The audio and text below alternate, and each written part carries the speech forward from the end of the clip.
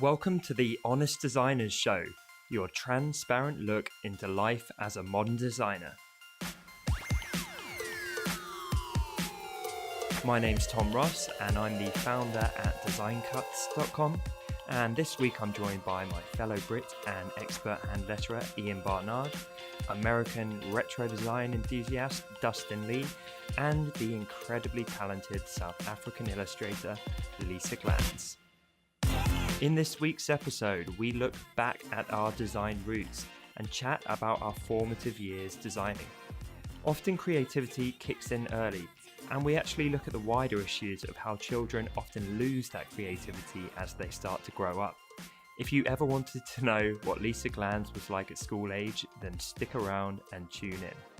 Let's get into the show.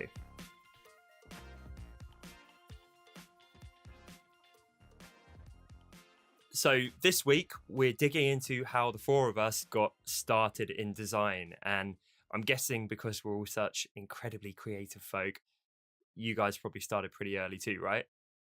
Or actually, Ian, I've got a feeling you might be the late bloomer in the group. What age were you? What age were you when you got into design? Are we talking design or our current profession? Design in general. When I was at school. At school? Then you, before me. Yeah. Fair enough. Okay. What's like high school? Do you mean when my stuff actually got pretty? That was quite a lot of that. No. I look better with age. Still waiting on that. Yeah. Shame. I'm thinking like formative years.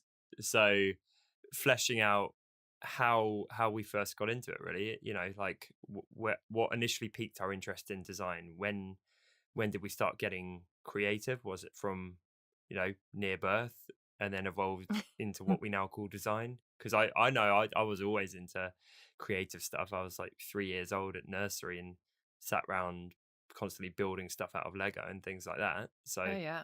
I do believe there is something genetic in people where it's like you're a creative. I know it can be learned and everything else, but I think inherently some kids gravitate towards that stuff more, right? Yeah, I remember as a kid being really into boxes, like the packaging for things, and I just thought it was a weird thing, but I would buy things for packages, and I didn't even realize that was a reason, or there was a whole background behind why people do that. And then when I found graphic design, I was like, whoa, other people like packages too. I'm not alone. It's true. Please tell me you also liked boxes for the purpose of turning them into a fort, because that's obviously the primary purpose for kids.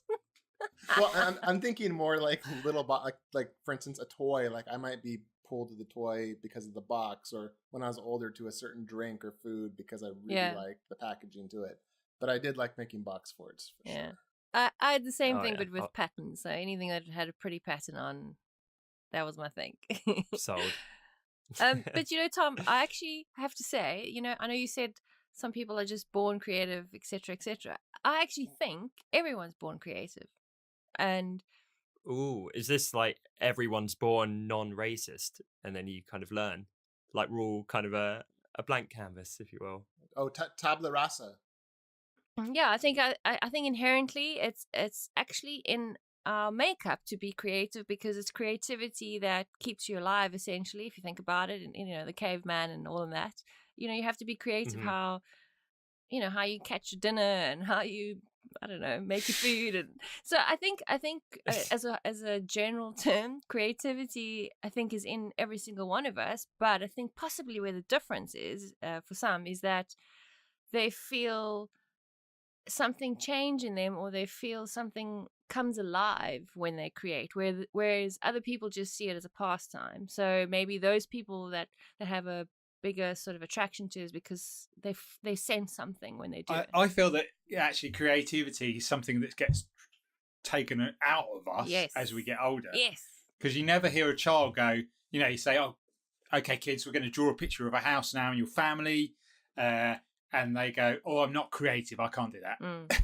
They just get on and do it. Yeah. And I think we're so self-conscious as we get older that we never do it again, because it's, you know, we don't embrace the ugliness of it. Might not look very good, but we're expressing that. And I found especially over the past few years, that the more I get in that creative zone, the more creative I become, or the better I become. It's so true. Yeah, so just something you exercise. I don't think someone's not, oh, I'm not creative. I think you just have to exercise it like you do a muscle or any other thing that you have to keep working at. And I just it's people just worry too much about what other people might think to stop them doing it. Whereas, like you say, I think everyone has the opportunity to be. I think it's just opening inside what's already there. Yep. Mm-hmm. I think that's a good point for sure. And I've heard several adults say to me, I don't have a creative bone in my body. But I've never heard a kid say anything like that. Exactly. Yeah. I mean, they've, as you said, they unlearn how to be creative because of a whole lot of things. But I think that's what makes our profession so, well, I think I'm very biased, obviously, because it's what I do, but that's what makes our profession so unbelievable, because we never stop doing that. So we've been doing it from a kid, and like everybody else, so did they. They loved drawing their little houses and their trees and their families, and somewhere along the way they stopped doing that, and we just never did. And I think that's what makes our job so awesome. And it seems to happen in all fields too. Like, I find myself saying when people are, do a pickup football game or something, American football in this case, I'm like, oh, I don't have like a athletic bone in my body. I just never learned to play football. I really feel like it. I guess maybe I could, but I don't. Some people are like, I don't know how to write. I don't have a writing bone in my body. That sounds weird. I think the thing is, there's a difference between, learning to play American football and being amazing at it. I think there's different levels. Sometimes people get into something and they're naturally gifted and they can put it to a whole new level. But I think for a lot of us, it's just, we learn it and we can do a good job at it. And I think, it's not worrying that you're not going to be the most amazing person. I think it's just, enjoying what it is and enjoying doing whatever you've chosen to do, I suppose. Maybe it's like drawing is like a written record. Like, if you do bad at drawing, everyone gets to see it forever. Like if I mess up at a basketball shot, like it's over with. Like, I draw something, there it is. Yeah. And what's worse, your mother frames it and has it in her house forever. Just saying. I've seen a few of those where it's like old art I did when I was 4 or 5 or 6 years old, and it's like some pine cone glued onto a bit of paper that's been framed with like some glitter around it. And I think, obviously I'm not a parent, so I don't know how parents feel. Maybe it's like you love it no matter what, but for me, I'm like, if my kid gave me that, I'd disown them. It's the ugliest thing I've ever seen. It's just it's a terrible piece of work. Don't be proud of that. What you enjoy more, what you enjoy the most, because my kids come home with a lot of stuff, is the sense of pride on their face. Yes. Yeah, it may be really ugly, and you can't tell what it is, but it's just they're like, Daddy, what do you think? And you just say, that's brilliant. I just, what is it? And it's just, I think it's their delight just creating and wanting to be proud of something they've done. Oh, yeah. And I was watching my daughter just last night, and she was so proud of this drawing. It was pretty amazing. I mean, for a little girl, coming up with how to create human forms and put clothes on them and stuff and draw it. And I realized she feels really good about it. And I think when we start to realize other people are doing it and we measure ourselves compared to them, is when it starts to kind of get eroded. Yeah. Yeah. And it broke my heart because I didn't want her to ever go there. I'm like, I wish you'd never have to see that. And I know it's part of growing up, but you're like, I wish you never had to start comparing yourself to others. Yeah, you don't want to say okay, daughter, let's put it on Instagram. Let's really see what people think. Yeah, that's not terrible. When you say it that way, it makes Instagram sound like an evil machine. Yeah. Well, the thing is, it's just like, I think that's the problem, isn't it? That is the darker side of the internet, as in, or not that dark, but just the fact that because it didn't get as many likes as another bit you've done, you think, well, why isn't that as good as this? and you might be really. I've been really proud of some of the work I've pushed out, and it's usually some of the stuff that's taken me hardly any time at all, and I don't think is particularly good quality, and it has got more likes. So like, yeah, like the vegetable calligraphy, it doesn't look nice. It's just the fact that I could write with it, Right. and that gets much more views and likes than if I did a nice bit of calligraphy with a dip pen. Well, I saw like the ones you did on Twitter. They were really short and really simple, but I watched them and I was like, these are fantastic. I feel like I'm learning so much. And I know you do much more elaborate, amazing stuff than that, but for me, I was like, it was really easy, you know? That's why I felt so good that day. I'm sure. But just circling back to why we started, I was just thinking, because I never really put serious thought into it, but I was just thinking now, I think what I really enjoyed about it was the whole process of creating something and then seeing the end result. That sensation that you have. I mean, I often think to myself, it must be amazing being part of a band, because together you guys like sound, you're creating some amazing sound, so and to be part of that must have an amazing feeling, like you're actually forming this new thing. And I think it's the same with illustrating, with design, with all that kind of stuff. Your efforts that you're putting in, you're actually seeing something form in front of your face. It's an amazing feeling. And I think that's probably what attracted me. I mean, I don't know about you guys, but I want to recreate that all the time, that sensation. Yeah. I actually, I know exactly what you mean. And I actually found that comparing my work to others spurred me on. So I know just before we were talking about that being a negative thing, but I'd be in art class as a kid and I'd have a friend who was really, really great at drawing. And I'd look at him and think, oh, I want to be able to create like that. Yeah. And so that would kind of push me to want to get better. Exactly. And I think, I completely hear what you're saying as well, Lisa. And I think what's always done it for me is the thought of creating something from nothing.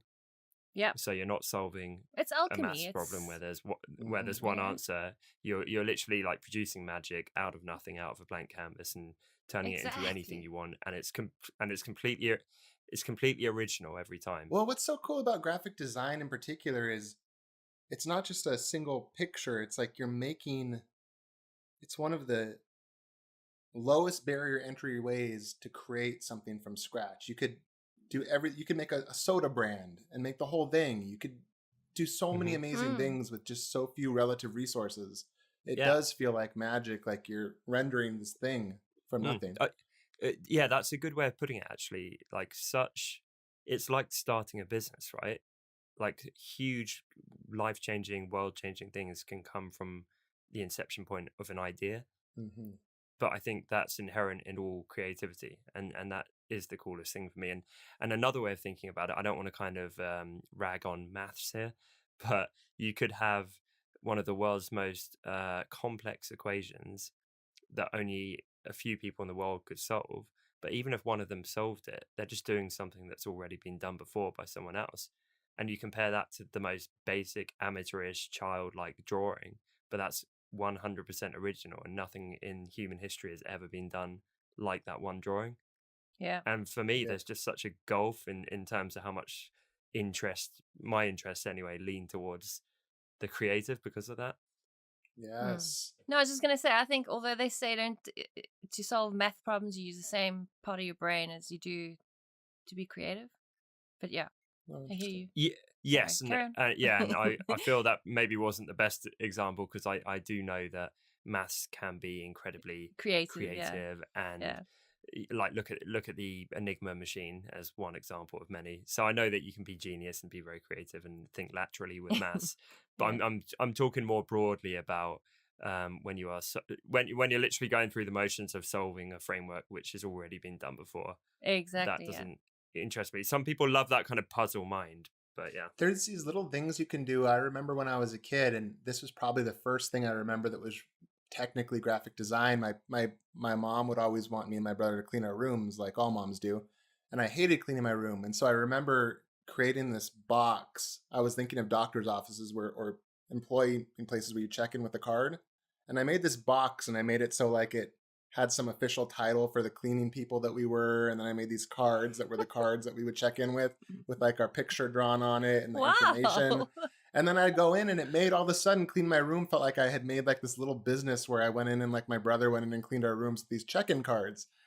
And it actually made something I hate really fun. And I literally awesome. get the same sensation on a good project, for instance, for Retro Supply, when you're making these little parts of it that feel like you're using your imagination to make a little thing come to life that makes something more interesting. It's amazing how design can make mundane things so fascinating. Exactly, yeah. I agree. Yeah. I can't help myself either. Like from a young age to now, it will be anything. If it looks the slightest bit ugly or I know it could be better, it doesn't matter how busy I am. Like I'm off running a company, but if I've got a friend who needs a Facebook header for their new hobby page and they need help or it looks terrible, I'm like, oh, I can't help. It's like I'd rather do that than watch TV, because it's like, no, that needs to look just so. Like, no, we can't. And even like, even down to we've got an annual ski holiday with me and a bunch of my friends, and I found myself like in the evenings getting bored, and instead of like looking on social media, I'd be retouching the photos from the day and like clone stamping out stuff in the background and making them look like as perfect as they could. That's awesome. And also being the insecure designer I am, I couldn't just do it and not tell everyone. I'm sort of showing everyone, being like, look at that. Like, what do you think? What do you think? It looks better, right? That's it right there, though, isn't it? Like, I feel like that when you get in that mode, that's really the joy that gets everyone started in this kind of thing. Mm-hmm. Yeah, it is. And I do love when people see, especially because I've done a lot of crazy photo manipulation stuff over the years. And when people see that and they literally think it's like magic, they're like, how the hell did you do that? Like, that is crazy. If you like, I don't know, if you had a photo of your friend jumping on the beach, you know, when people try and make it look like they're in midair, and then suddenly you put them in some crazy, like, I don't know, space scene or something, they'd be like, what? Like, that's impossible. Yeah, it's cool. It's magic. Yeah, I totally remember taking my first Photoshop class in college, and I think that was the first kind of stuff I immediately wanted to do, was make things disappear out of pictures, make myself float, remove my head. Yeah, it's true. Make your head bigger. All the classics. Oh, my head's pretty big already, but yeah. Well, just normalize it then. Shrink it a little bit. The thing is, I didn't want to be a designer. Like, not that I didn't want to be, but I was set on being a cameraman. No, first thing I wanted to be was a stuntman. Nice. When I was a child. Really? You're a bit of a daredevil. This didn't come up in the personal episode. Yeah. Oh, I didn't really like. I go down like really steep hills on a skateboard, and not really worry about it. It's, can you skateboard? Not for a long while. Okay, I'm impressed, given the sort of tidbits and facts we have about your past. I'm imagining you like throwing yourself off a canyon while rewiring a plug, given your electrician past as well. It's amazing. Anyway, sorry, mate. Please, it proves go on. you can learn anything. But when I actually got to school and asked the careers person, they said you have to be qualified in, I think it's saying like 10 different. You have to be like an instructor level of skydiving, of abseiling, rock climbing. Yeah, there was like all these, scuba diving, and you had to be at a really high level to be able to do it. And I was just like, oh, that looks a bit hard. Wait, when you said you wanted to be a stuntman, the career guy at your school told you all this? Yeah, because there is, they were happy to look into anything you wanted to be. Wow. And I said, this is what I want to be. And they said, well, this is the requirements. You have to, it's not like, I just want to go and, you just go into it and you just drive a car fast. It's just not the kind of job where I picture someone being like, well, you better get these requirements to do it. Kind of seems like you just jump off a cliff. The health and safety of that on the set, you have to be instructor level, all these things, be able to do it, because you're putting your life on the line, and it's it's obviously the film company paying for it, and so they have to know that you're and the thing is, you can't, and you have to get like some stupid amount of hours in the camera before you can even become a stuntman. What? So it's not like, oh, I just one day I'll just become a stuntman. You have to, it's quite a lot of stuff you have to do to be able to do it. And I just thought that's way too hard. Wow. The secret life of stuntmen. It's crazy. Yeah. But then I wanted to be do video, like work with cameras. But when I got to college and I did a multimedia course, it was in the days of just VHS and other tape-based recorders, and so you had to log loads of your videos because obviously you have to fast forward it to it. Yeah. So that's like hard work again. I remember doing that moving image arts. Yeah. And I was like, so I spend like about 5 minutes behind the camera and about half a day in the editing suite, noting down where everything is. So in the end, graphic design was the thing that I was good at. I felt I was naturally good at, and it was much easier. So you went with the easy option. Yeah, so for all the listeners, if you are work shy, take up graphic design. I'm a bit afraid with actually having to work hard. I can do it. Like I've been doing a lot of labouring in my garden, preparing for my new studio, because I'm trying to save money, so I'm doing it myself or with the help of a friend. But I've done all the digging out the roots of the trees and taking massive sacks down to the thing, and so I quite like when I'm having especially past recently I had a real bad creative block. I quite like doing stuff where I'm just getting that ground flat. It's not rocket science, and it's not it's not like I have to come up with an idea. You just have to take all this rubbish out of the garden, take it down the tip. So it's sometimes quite nice for my brain to have a rest of. There's actually I retweeted something Completely. Someone put the on Twitter today, and it was like, when your main job is creative, when your side projects are creative, and the way you rest is doing creative stuff. And it was just this chocolate bunny melting. Yeah. Totally. And actually, sometimes it's quite nice doing something completely different. Yeah. But that's why I watch boring movies sometimes. Well, not boring movies, but like mundane sort of Steven. Oh, wait, I find Nicholas Sparks movies so relaxing. I feel like they just take me away. Yeah. I'm not what was that, Dustin? Nicholas Sparks movies. They're so refreshing. Like they just calm my mind down every time I watch them. Like The Notebook. I'm talking about Bridges in Madison County. My favorite. I'm serious. I mean the funny. book. I'm serious. I love that book. Yeah. Yeah. Sorry. I really love them. Wow, that's a bold thing to confess on the call. Honest designers, right? But it's true because huge Notebook fan. There's this propaganda, I think, that's spread that design or creativity is supposed to be this relaxing thing, and to a degree it is, but like anything, it's exhausting on your it's a drug and an escape. I mean, when you love doing it so much, it's like this addictive escape, and it's like someone described it as like a flame. Like if you just I'm losing my train of thought. If you just keep bring it back.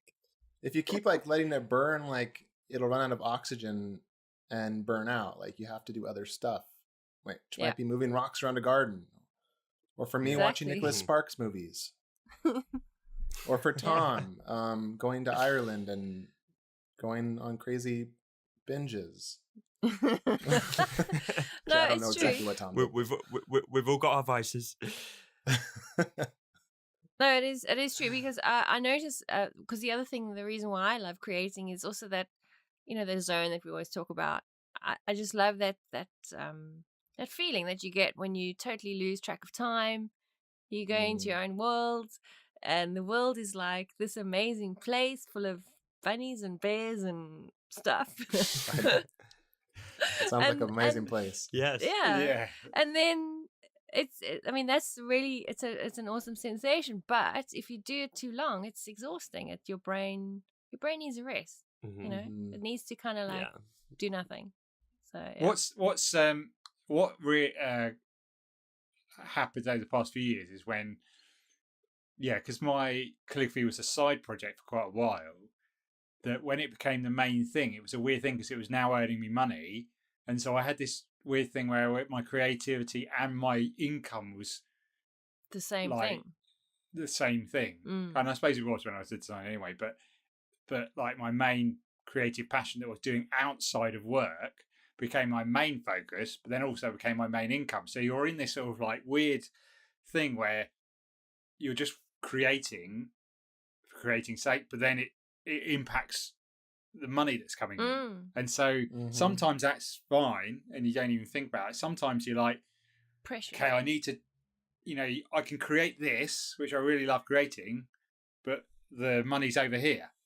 So, it's trying, it's sometimes you're having to create stuff that may be slightly off where you are because it makes better business sense, if you get what I mean. So that really does change how you create out of just creating out of love for what you do. I completely, I think at least you're in the same ballpark though, because there's so many people where there's this huge gulf between what they love to do and what they do for money, where what they love is just this kind of hobby where suddenly they don't have time for it after work and it never even gets a look in. And so they're just kind of repressing that for their whole life. So even though it can kind of ruin your creativity a bit, if you have to be commercially minded about it, at least you're in the area that you want to be in is something. So kind of going back to the formative years, maybe a bit more. Have we got any early memories? Because I hope that this episode will get listened to by people of all ages. I know we do have a lot of college students, and I have no idea what our youngest listener is, but hopefully it's relatable for people to actually, take it back a bit, because we're all getting on a bit now, even myself. I am getting so old. I remember as I progressed through high school, I was studying music. I went to an art magnet school, where we spent half the day just doing art, like every type of art, film and drawing and painting and music and all sorts of stuff. Dancing, which hopefully there's no videos of me out there. But I remember doing it, and then you'd start to become aware of the commercial or financial implications of the choices of doing art, and that pushed me away, which led me into the pits of Hades, doing banking. And it was only through like this slow climb out of that where I first started. I wanted to make a blog, and then I realized making a blog I had to learn CSS and HTML, and then I realized to put in my own header I had to learn how to use Photoshop or Illustrator. Then I realized to make my own logo I'd need Illustrator, and next thing I know I realized, wait a minute, I don't even really want a blog. I actually just like this part where I'm using Photoshop and Illustrator. But I think that it's dangerous or sad that we eventually are taught, oh, well, these kinds of careers are so dangerous or not good ways to make money. And that might have been true, but artist. I don't think that's nearly as true as it used to be. No. It's definitely not. When you're talking about this, it does make me think how I really miss just playing with creativity. Because when you're a kid, you have so much time, especially in the summer holidays when school breaks up. And I don't know if it's the same for you in the States, but we seem to get about 3 or 4 months off or something ludicrous. Maybe 8 weeks, like two or 3 months off probably. But that's a lot of time. And when you can essentially just go and learn this stuff and spend full days, if you want, playing around in Photoshop and creating cool stuff and getting to grips with it. And as I keep saying, literally playing, like there's no objective to it. There's no money behind it. Like you're just doing it for the fun of it and dabbling. And I know, Ian, you've talked about this in previous episodes where people are desperately trying to find their direction in a career, and you say try everything, and whatever you like the most, gravitate towards that, and then keep trying everything, and then gravitate towards the next thing, and kind of naturally follow this path. But I feel like there's no better time to do that than when you're a kid, and there's no responsibilities really. The thing is, I'm like, I don't regret, my life is my life. But I think about where I am now, and I think about all the nights where we go out, with mates and just go down to clubbing in Brighton and stuff like that, which was fine. But I just think, I could have invested so much time in building my business then, like 10 years ago, 15 years ago. Me too. And like, or even when I was, like you say, even when you were like in those, the holidays. And yeah, that's the only thing I just think, the amount of time I had when I was young. The thing is, it might not then happen what I'm doing now, but just that time I could have spent as a young person just developing my craft. Imagine an extra 15 years experience on my click fee. That would have been amazing. And so it's, and all the other stuff I do, but I'm still, I suppose, young in terms of how old we live now.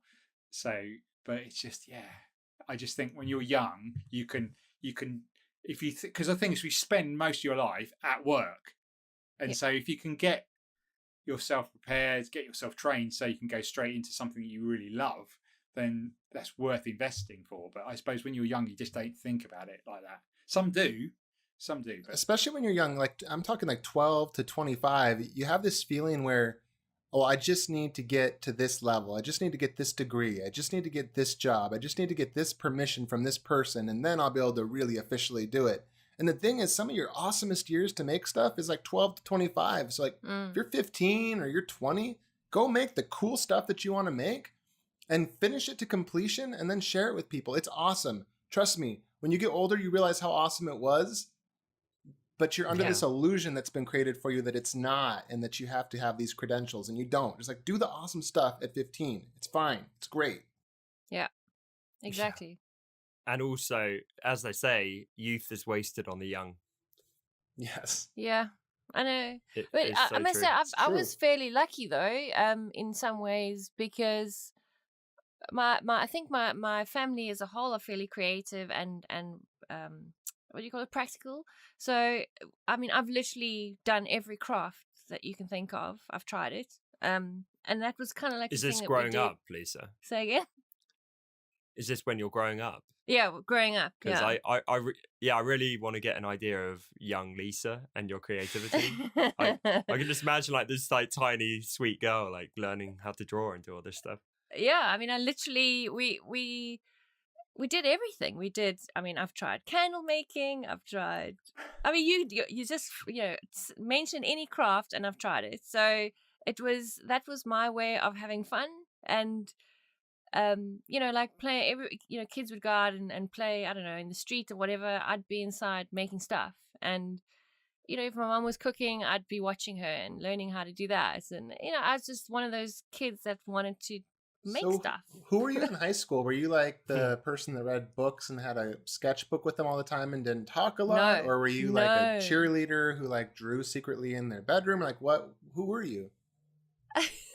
I was not the cheerleader, but I was kind of like the person who would stand up for all the people that were bullied. I know that sounds weird, but that's who I was. No, mixed with good for you. I did art at school, but I wasn't like, I don't know, like totally passionate about it. I mean, I loved it, but because I was doing stuff at home, it wasn't my only creative outlet. So, I didn't rely on that. So I don't know. I also had I've got a very active imagination, so I get a lot of creative sort of enjoyment out of that. Like I make stuff up in my head. I probably sound like a psycho right now, but that's just Lisa, we're 30 episodes in. I don't think you need to worry about holding back anymore. You mean it's pretty confirmed? Yeah. Yeah, I just think that if you can encourage a kid that's showing interest in being creative all the time, and buy them anything and everything, like a science set, crayons, anything, needlework, knitting, sewing, whatever, just do it, because that's the way people discover what they love, what they don't like. It also teaches you patience with yourself, and it teaches you a whole lot of stuff about creativity. And I think if you can encourage that as much as possible, Yeah, that you're pretty set. But then the sad thing is, as you said, Dustin, they teach you that doing a creative career is a bad thing because you're going to be poor. You're just not going to earn a living. And as a result, I ended up studying architecture, for goodness sake, and I hated it. And I left within a year and put myself through, graphic design school. So yeah, you got to learn the hard way. Is there anything you learned within that year that you can apply to anything you're doing now? I know how thick a wall needs to be when you build a house. I can have I can have a conversation with Bob the builder, your builder, probably. So when you're drawing all these cute little homes for your bunnies, they are architecturally sound, is what you're saying. You've got correct wall thickness. I'm gonna have to look at them again now and just see if there's like a... Yeah, it only taught me that what the biggest lesson I learned was you've got to fight for your dream even though other people don't believe in it, and you still have to choose it no matter what, and even though it's scary and you might be doing it alone without support that you need, you got to do it anyway, because if you don't, I reckon you just shrivel up, because for me, I don't know, I may not be alive today. I know this sounds dramatic, but I don't know, where would I be without my creativity and art? I don't know. You do, and it's all lies, or outdated platitudes. It's like all this stuff maybe used to be true, but it's not anymore. So many things that people used to say, oh, this is the safe thing to do, are being replaced by automation and outsource, and all these things are happening. And humanities degrees used to be a joke. Oh, you got good luck with that humanities degree. Oh, that should get you real far. But like these days, like finding legitimate solutions to these kind of things is the things that automation and things like that can't solve. So don't listen to that. It's such BS. Totally. That's actually a very valid point, because I agree, Dustin. Yeah, Dustin, I hadn't even thought about it in terms of that with automation, but I think that is genuinely a valid point, whereby it probably will erode the value behind an engineering degree and architecture degree and all these different things. And I've heard about tons of roles where they were super specialized before, and someone's job was to help file down this car part to a very specific degree, and now a machine does it, and like that they're out of a career. And so if you thought of degrees like stocks or something, I could see there probably would be an increase in valuation in humanities degrees. Yeah. Mm-hmm. And it's all it's all a gamble, right? That's cool. I mean, any it's finally our time, guys. It is. It really is. And right now, I feel like there's this window where there's the availability to do so many different things, and I feel like it's going to get closed up by big corporations eventually.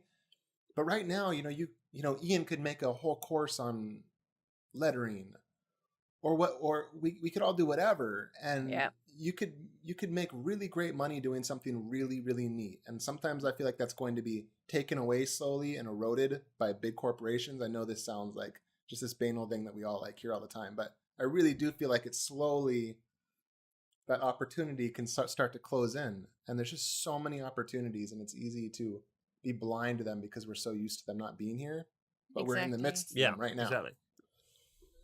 Yeah, I think 100% the robot army are going to want a good brand behind them. So that's when they're going to be coming to us. They're going to have these killer robots who want to look sort of human and presentable and approachable, and we're going to brand the hell out of them. Exactly. Oh. And you need artists to draw the faces and all sorts of things. We're talking about the singularity They now. have to be designed. Also, I want to make a point, just quickly, sorry, that the other great thing about encouraging kids to be creative and try anything and everything from a creating point of view is that it also helps you problem solve, because everything that's put in front of you, if you're learning how to make a candle, you need to figure out stuff, and I know it sounds like remedial, but it actually really does develop that side of your brain. So even if eventually you're interested in the science job, down the line, I still believe all those things that you did growing up that inspired your brain to think out of the box I mean, that's a creative Mhm. process. So even if Yes. you want your kid to be a, I don't know, some person that's not artistic, it's still important. You got to do it. Hmm. Yeah, there's more problem solving than people think, perhaps. Oh, It's not just completely. like wildly dancing around your room, throwing paint onto a canvas with complete abandon. There's I'd some love to be able to serious do that. objective thinking. Yeah, that would be quite cool. I remember hearing this story. I wish I could remember the book. And they were talking about, I guess there was this thing in France where all the artists, do you remember what it's called? It was this place, if you did paintings and you wanted to be a successful painter 150, 200 years ago, you had to be accepted into this museum in France. And the only way was to be picked by these very specific people that would pick you and put your painting into the museum. And that made your career. You'd make money and you'd have fame and all these things. And people that were doing, I believe it was the Impressionist paintings were mocked and they couldn't get into this museum. And they eventually decided to make their own museum and make their own movement. So they just started releasing it on their own and saying, forget about this fancy museum in France. And they started doing it. And we live in that time today. Like, you don't have to have someone pick you to write a book. You don't have to have someone pick you to do this or that. You can just decide, I'm going to try designing something. I'm not a designer forever, but I'm designing a book that I want to write. And you can do it and you can put it out and you can publish it and build a following. And you don't need anybody to tell you that you can or can't do it. You can do it. Yeah. It's so neat. Yeah, very. for sure. Are you talking about the Louvre by any chance? I think so. Yeah. Still Or as the English say, the Louvre. Louvre. Yeah. La Louvre. That's good. Okay, so what other early stage memories have we got? We've kind of gone on like a wider philosophical talk here about what it means to be creative and like I think that's good. how generations get into it. But yeah, I like it because I think it's important to get into that stuff. And I think we've all talked about people dissuading us from it for various reasons. And so definitely good to push back, definitely good to hold on to your passion. Is there anything else that is worth bearing in mind if you're 12 years old and you're just starting to explore creativity a bit more? Anything else you guys would kind of recommend? Well, I mean, it's with the age-old thing. The more effort you put into something, the better the results. So if you want to get really good at calligraphy or get really good at drawing, spend that time every day doing it. Because if that's the biggest advice I could take on, that I knew going into illustrating, I wish I knew how important that was, because I think that would have fast tracked me even more. So yeah, spend as much time as you can on the skill that you want to learn, because you will get better. I think a caveat to that, which is learning the right ways at the beginning, because I'm finding that if you follow my Instagram stories, you'll see most days that I post my latte art, which is not very good. But the problem is I've not been taught the right way to do it. Froth the milk or how to pour it in and stuff like that. And so it doesn't matter. I've been doing it for like about 6 months. It doesn't matter how much practice I get, because I don't know how to do it. So I need to actually get someone to show me properly, or go on a little barista course to be able to learn it, then practice it. That's the problem. I think, and I see it with like calligraphy and stuff, or in lettering, is that the reason why some letters are not working is because of getting those fundamentals right. Because there's lots of things, like we talked about, like design theory, I suppose. Sometimes you just it's only a base level of why. There's lots of optical illusions with letters that you have to get right, otherwise they don't. Like an S, you think is symmetrical, but it's not. The top's smaller than the bottom, like with an 8.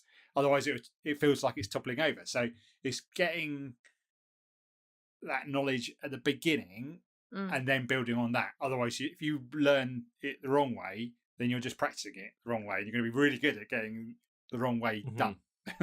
So if you absorb as much as you can from decent sources, which sometimes can be quite hard, but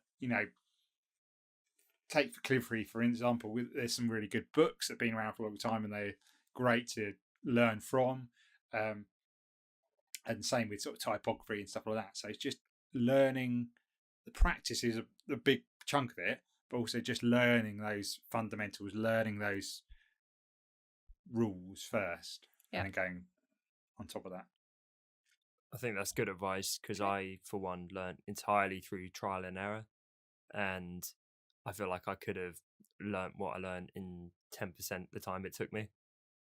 Yeah, it was just... I think sometimes and that's why we have people who teach us, and what's hard is if you've only got one teacher, because they're only going to teach you their way, and so sometimes it's good to get a variety. And I think that's what we got with the internet. We've got you've got Skillshare over here, and you've got Udemy over here, and sometimes it's good to pick and choose some of those, so you get a good rounded knowledge of it, rather than just relying on one person's way of being right.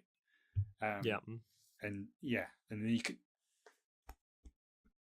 because one of the things with whatever you're doing is self-critiquing, saying, why isn't that working? Looking at it and just saying, okay, why is that working? How can I do to improve it?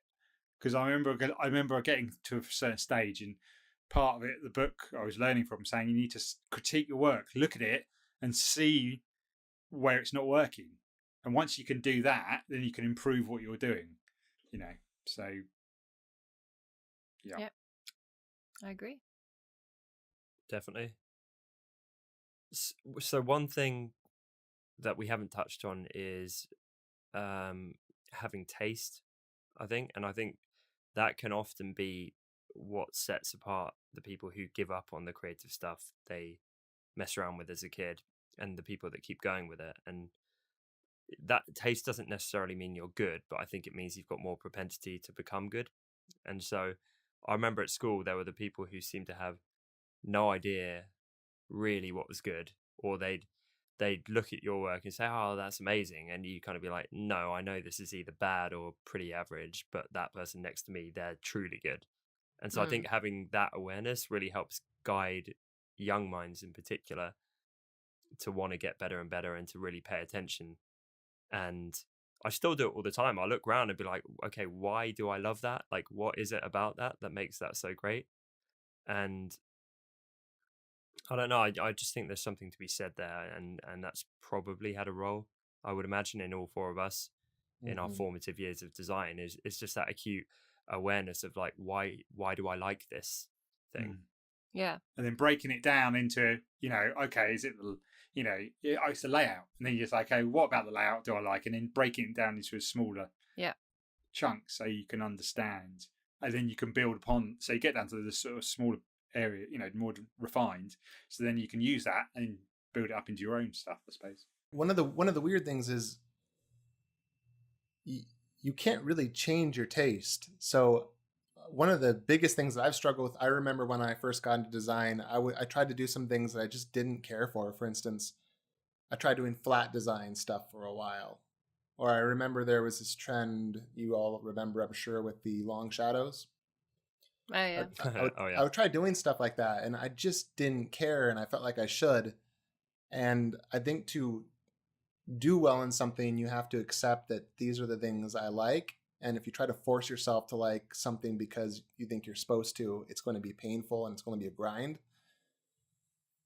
Do you guys feel that way too? Like you can't change what you think is cool for you. Yeah. You either like it or you don't. Yeah. I agree, although I spent a lot of years copying other people and ripping them off, not to try and beat them, but to learn from them.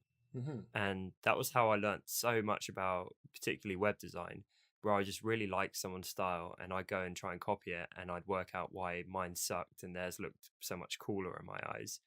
And I think the first episode we did of this podcast was about finding your own style, which thankfully I started to stumble upon further down the line.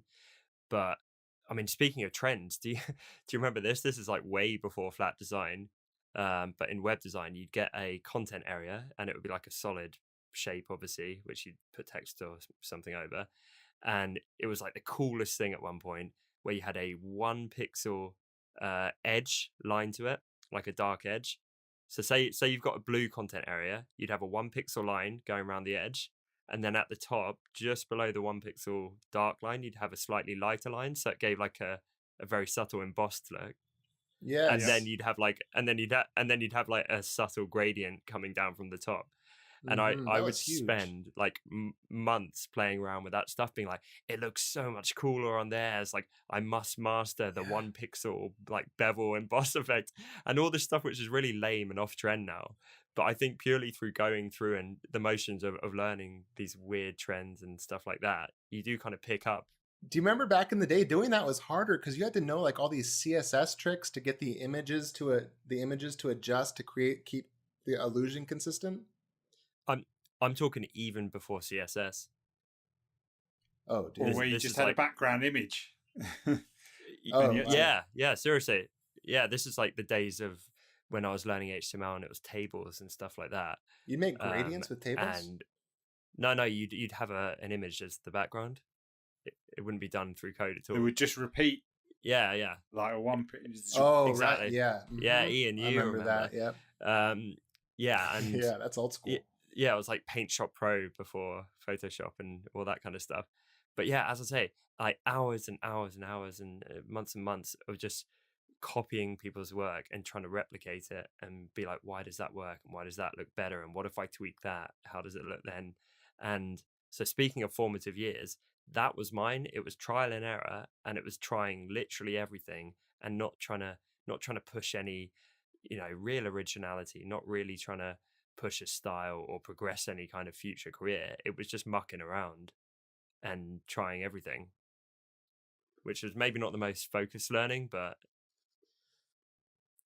that reminded me kind of something that I thought is a interesting and important observation, and that's that we can't all be the best 1%. By definition, only 1% can be the best 1%. Yeah. So you can strive to be as good as you can be and to improve yourself, but you have to, if you want to be happy, I think, decide I'm going to be okay with who I am, and I'm going to embrace the things that don't make me perfect, and I'm going to use those to my advantage and make those work for me as best I can. Because if you're going to try to be that 1%, only 99% of the people don't get to be that. So just keep that in mind. Everyone thinks they can be the 1%, and guess what? None of them can. Only one can. Only Ian can. So we have to all do our own thing. Oh, well, if we're playing favorites. Only in your eyes, Dustin. Only in your eyes. Yeah. And 170,000 Instagram followers. Yeah. Lisa, I'm not sure how I feel about this bromance. Exactly. It's been blossoming for a while. I could have equally said any of you. I just saw you looking down. Take it up a notch. You coulda, shoulda, would've, whatever, man. I love it. I think I just accept the fact like I am not going to be the best at something. I'm not going to be the 1%, and I have no interest in being it. I just don't. I don't care. You're the 1% in retro stuff. Yeah, exactly. Silence. If I go on Google, if I go on Google and want retro effects, you're first to come up. Yeah, exactly. So that's that, and there's a million pages that come up. So you must be the 1%. Yes. Dustin, we all think you're great. Touché, we all think you're great, buddy. But I do think it's good to embrace not being the best. Not being good. Yes, absolutely. Not trying. I think it's so ridiculous to invest so much of your life in trying to be the very, very best in the world. There's so much more to life than that. Enjoy yourself. You're going to be miserable if you're constantly trying to climb the mountain to 1%. Look, I mean, if that's how you value yourself based on where you rank, that is going to be a misery trip. I mean, you're never going to be happy because there'll always be somebody better than you, no matter what. No matter and if you get to the top, you'll just be looking behind you, being like, who's creeping up on me right now, Yeah. But, the point is, as you say, you got to enjoy the journey and have fun doing it. I mean, it's pointless, stressing out about stuff like that. It's hard, though, when you want to be better. you guys might have just answered this question, but to wrap up, what would you all say to your, I'm going to say, 8-year-old self, if you could give them a call right now, and about design, not like, don't ask that girl out or something. I would say follow your gut, even though the whole world, when I say world, the whole world is your family when you're 8 years old. Yeah. Even though the whole world is saying one thing and you feel it should be something else, I'd go with the gut. Mm-hmm. I would say even at 8, 10, 12, you know what you're good at and what's important better than the adults do.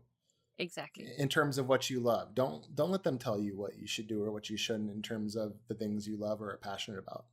Yeah.